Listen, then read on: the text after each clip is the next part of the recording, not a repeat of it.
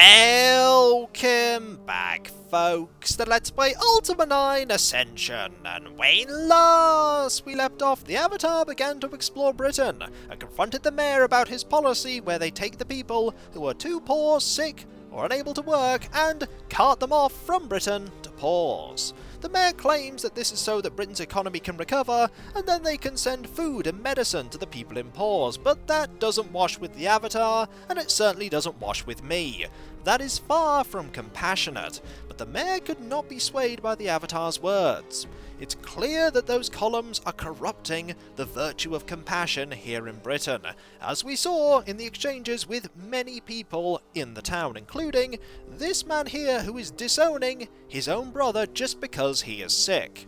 We're going to have to work quickly if this town and Britannia are going to have any hope at all. Let us move into the museum now. Good day, and read this just to check. This is indeed the museum. And when we come in, we are greeted with a lot of pictures, which are all box arts for the various Ultima games. There is 1, that is 2, Exodus there is for 3, that is 4, there is 5, and there is 6. And that is not from one of the boxes, that is just an arc. Let us go into here now, and talk to you. Please don't bother me right now. Fair enough, I'll leave you be in this room with nobody here by yourself. Also, we could sit on this. Potentially. No? My mistake, I thought we could sit there. There's a book here that we can read though. Knights of Legend, Volume 1. Once, in the kingdom of Ashtalaria, there was a great war. For a time, it seemed the forces of evil would triumph. But through the valiant efforts of Sagalian, the greatest knight in the land, the forces of the Dark Lord Pildar were finally driven back and defeated. All was well for a time, but years later Pildar had grown powerful again. From his dark tower he wove his evil schemes, and managed to capture the Duke, and the great knight Sagalian as well. With his greatest foe out of the way, he was prepared once more to set out on a campaign of conquest. In those troubled times, a party of great heroes arose. After many perilous adventures, they finally won their way to Sagalian's prison and set him free. They then set forth to discover what had become of the Duke. Tune in next time for part 2, where we may find out what's going on, but let's face it, we probably won't. Also, another book, Tangled Tales. Once upon a time, in a strange land far away, there was a wizard's apprentice. His master, Eldritch, sent him on 3 quests, knowing he would learn his lessons best with the real world as his classroom. He encountered many strange and wonderful things. Ghouls and griffins stood in his way, and ghosts and giants as well. But he also found new friends and brave adventurers to help him. He rode on a flying carpet and on the back of a giant turtle. Finally, after exploring an abandoned mine, a pyramid, and a castle in the clouds, he finished his 3rd quest. He had learned so much on his journeys that his master rewarded him well and declared him a wizard in his own right. He soon opened a school of his own, and as the years passed, the students came and went. His beard grew long with years. A very condensed story, but still a nice one. This is Shamino. It's certainly a good likeness. And this is the Adventurer. But which adventurer? We may never know. Greetings. And this is Lord British. There are a lot of people in there, but I'm going to explore around here first. And head upstairs, because why not? Ooh, there appears to have been something bad that happened here. Here lies the Rune of Spirituality. This rune is the embodiment of the virtue of spirituality traditionally associated with the city of Skara Brae. This rune, along with the sigil, the Ark of Spirituality, and the mantra can be used to gain insight into the true meaning of spirituality. It's not here. None of them are here. This is the Rune of Valor, or where it would be. This rune is the embodiment of the virtue of Valor, traditionally associated with the lost city of Jelen, but now embodied by the knights within the fortress of Valoria. What happened to Jelen? This rune, along with the sigil, the Sword of Valor, and the mantra can be used to gain insight into the true meaning of Valor. Then we have the Rune of Sacrifice. It's the embodiment of the virtue of sacrifice, traditionally associated with the city of Minog. At least that one's still there. This rune, along with the sigil, the Tear of Sacrifice, and the mantra can be used to gain insight into the true meaning of sacrifice. All stuff we already know, but good for people in a museum. Here lies, or lied, the Rune of Justice. This rune is the embodiment of the virtue of justice, traditionally associated with the city of Yu. At least that one's still there. This rune, along with the sigil, the Quill of Justice, and the mantra can be used to gain insight into the true meaning of justice. And then, the Rune of Humility. This rune is the embodiment of the virtue of humility, traditionally associated with the town of New Magentia.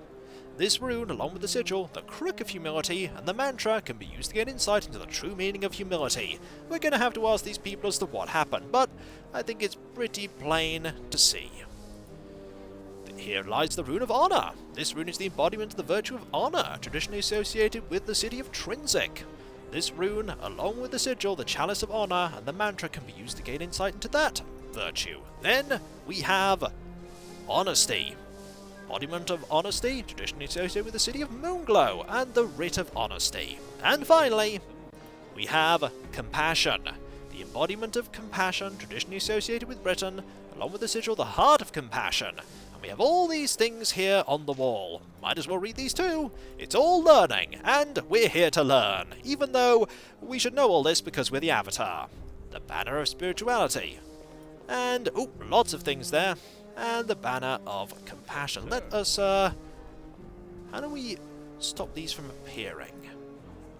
Well, not easily is the answer. Let's just speak with you. Keep moving. There's nothing to see here. No, there isn't. It's all gone. What about you? Hello. Pleasant weather we're having.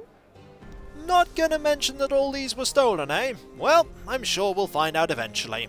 Let us leave and go into the main part of this place. This part is very busy, and there are lots of people to talk to. And by lots, I mean 2. You're not fooling me, sound effect. There are only 2 people here. Hello. Nice weather we're having, huh? Yep. Hello. Hello indeed. Now, let us speak with you. Who are you? Do you need something? Greetings. I'm the Avatar. I am the Avatar. You're the Avatar? Oh my goodness, you are. Why, you look just like the tapestry. I can't believe that you're here. If you can't find the lost runes, no one can. Lost runes? First, let's ask for your name. What is your name, my lady? Oh, I'm sorry. I'm Milena, the museum curator. Oh, Avatar, do you think that you can find the lost runes? I truly think that you're our only hope. You're going to keep dropping the fact that the runes have been stolen, but we're going to say a line that we really shouldn't, because we know what the runes are. We've known for a very long time, but for people who haven't played the games before, this is here for you. And I wonder how shocked she's going to be when we go, hey, the runes? What are they? Please, refresh my memory about the runes.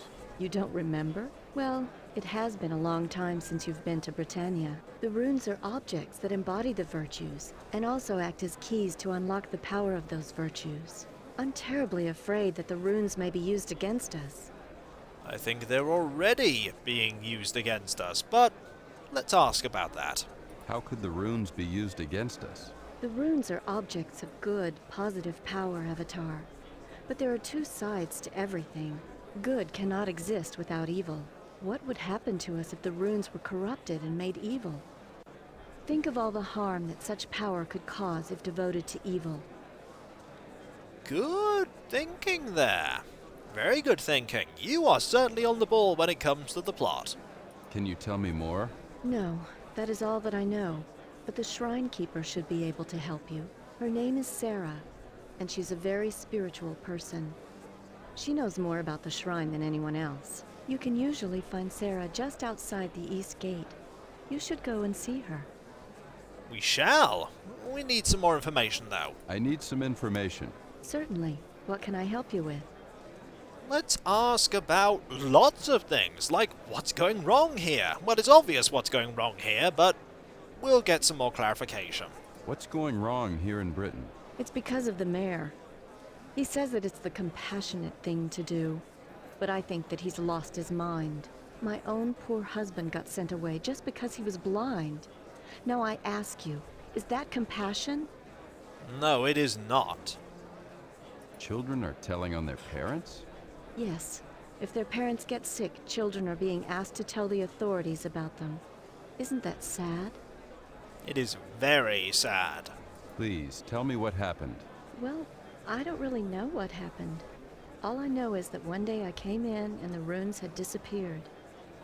Someone has stolen them. When did the runes turn up missing? Oh, it's been quite a long time. Right after the columns appeared some 20 years ago. Over the years, various people have tried to locate the runes, but so far, no one has. I know that you can, Avatar. Please find the runes and save us. 20 years? What do you know about the columns? What do you know about the columns? Well, none of these bad things were happening until the columns arrived. Do you think that they could somehow be causing the problems? Yes, most certainly. What else is housed in the museum? Oh, many things. Our best display, aside from the runes, is the Tapestry of Ages. You should go and look at it, Avatar. The tapestry is a record of your exploits here in Britannia. It is most impressive. It certainly is, I've mentioned it before. Goodbye, Elena. Farewell. And there are some buttons that we can press that will tell us stuff. Also, we're gaining journal entries. Now let's look at these things.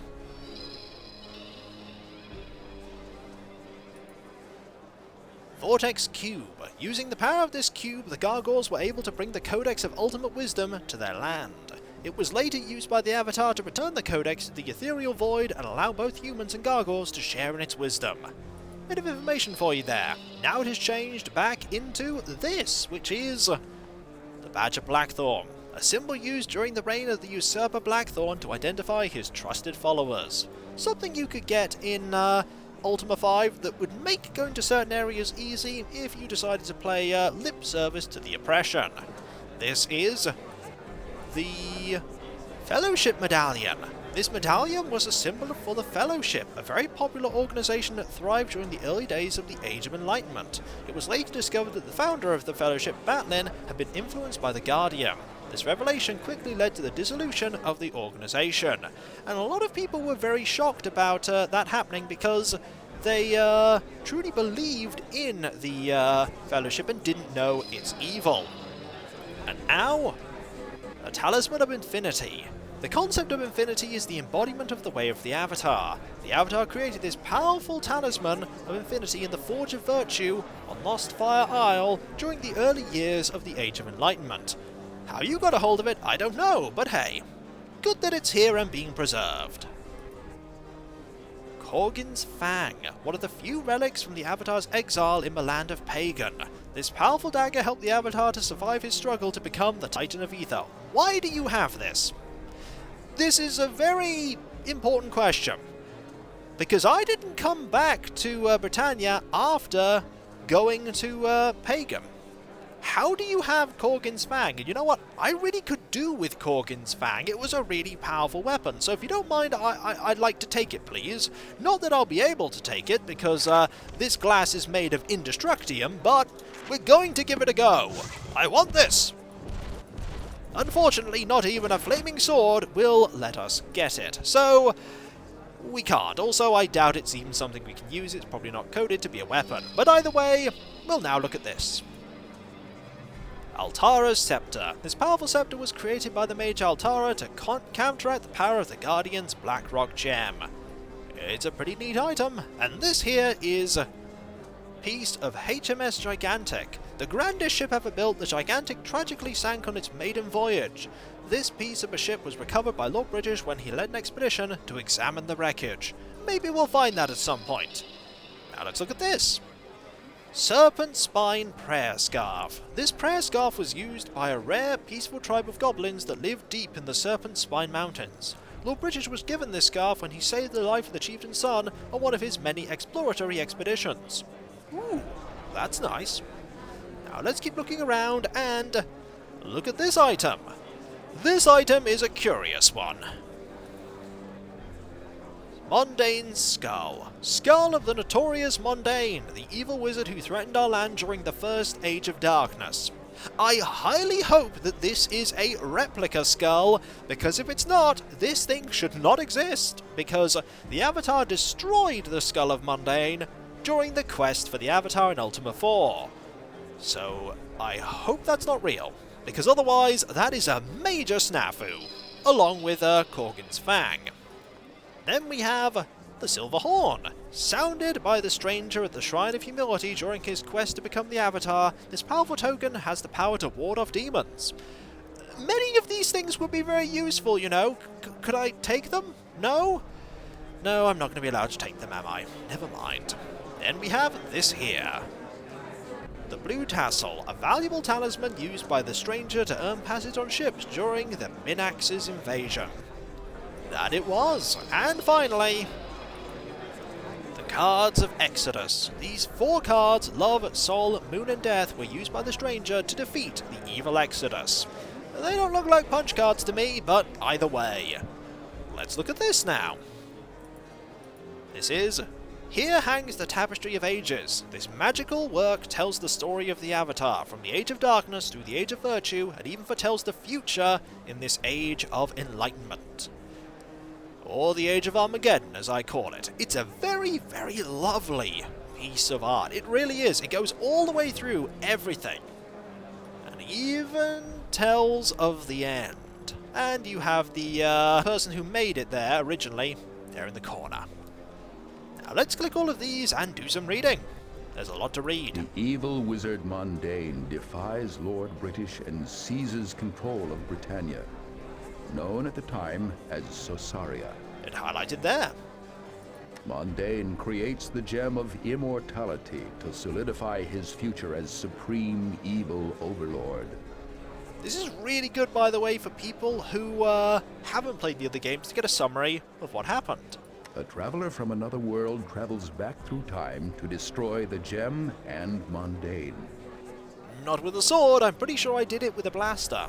Mondain's lover, Minax, vows revenge upon the traveler and Sosaria, and rebuilds Mondain's evil empire. Oh, she did, and very quickly too. Minax masters the ways of the Moon Gates and summons evil beasts to ravage the traveler's world and people across time. And she nearly succeeds too. Again, the stranger saves his world and ours, defeating Minax in her legendary castle. With a powerful sword too. And then this. Exodus, the foul progeny of Mondain and Minax, begins the most wicked tyranny to befall our land. Oh, it was terrifying. Exodus masters more evils than his forebears and ravages the land for the 3rd time. And it barely survives. For the 3rd time, the traveler returns and vanquishes the last of this evil triad. And they were never seen again apart from some statues in one of the later games. But that's another story. Oh yes, and Ultima VII. But that's also another story. Lord British unites Sosaria as Britannia and issues a proclamation seeking the champion of virtue. Or champions, depending upon how many people succeed. The traveler returns and sets forth through Britannia to gain insight and prove himself in the ways of virtue. And does the traveler succeed? The traveler is proclaimed the Avatar for his own purity and for showing our people the path of virtue. Of course we do. And then we move on to Game 5. Afflicted by the evil Shadow Lords, Lord British's trusted regent Blackthorn declares martial law. And Lord British disappears. The Avatar and his 8 companions struggle against the tyranny of Blackthorn's Inquisition. By the way, that is a fantastic picture. I really like that picture because it has all of the main companions that you can get in Ultima IV, each one representing a different virtue, and the Avatar, all united in combat. Do we succeed? Lord British is saved, and Blackthorn is banished to the ethereal plane for his crimes. Now we move on to the next game, Ultima VI. The Avatar is brought to Britannia by gargoyles bent upon his destruction. And they certainly are, and also Shamino with a fantastic shot. In our darkest hour as a people, we slaughter most of the gargoyle race in an act of genocide. Yeah, that wasn't a good time. The Avatar uncovers the secret of the gargoyle prophecies and brings peace between our people. Up until... As some in Britannia prosper, Batlin gathers the discontented masses for the Guardian. Yes, under the Fellowship. The Avatar stops the Guardian from entering Britannia by destroying the Black Gate. And trapping himself in the process. Dupre is lost as he sacrifices himself to save our world from the Guardian's grip. Sacrificing himself due to the guilt for all the people that he killed while being controlled by one of the evil entities contained in Serpent Isle. The Avatar is taken to the world of Pagan, a land perverted by the Guardian. It was not a nice place. The Avatar faces a land and people who cannot be converted to the ways of virtue. Indeed. In order to escape, the Avatar uses the powers of darkness, summoning Pyros, the Titan of Fire. And we also mastered the ability to control the dead and all sorts of other things as well. The Avatar will return after the Guardian has appeared in Britannia. This is literally warning you that the Guardian's coming back, folks. You really should have been prepared for this, but did anyone pay attention to the magical tapestry? No. The Guardian will rip Britannia asunder with giant evil columns. Again, nobody heeded this warning. The Avatar will ascend beyond mortality, never to return to Britannia again. Wait, what? Ascend beyond mortality? What's going to happen to me? So many questions. No answers. But a really nice picture. Really nice picture. And so, when we come back, folks, we're going to continue to explore Britannia. There's still much for us to see and things for us to buy. We need to buy a lot of things. And so, I'll catch you next time, folks, and I'll see you then. Later.